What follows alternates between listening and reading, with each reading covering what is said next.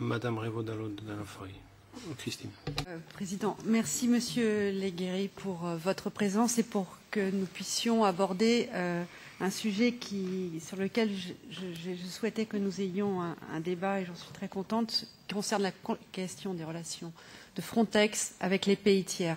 Et dans le prolongement de ce que Scott Keller indiquait tout à l'heure, j'ai plusieurs questions, notamment à propos de ce qu'on appelle les accords de travail conclus entre l'agence et les autorités compétentes de certains États tiers. Le contenu de ces accords est accessible sur Internet, mais il y a encore beaucoup de flou quant au suivi et à leur mise en œuvre. Parce qu'ils sont techniques, le Parlement européen n'a pas approuvé ces accords. D'ailleurs, ce ne sont pas des accords à proprement parler, mais plutôt des mémorandums d'accords qui n'imposent aucune obligation au regard du droit international, et en particulier en matière de droits fondamentaux.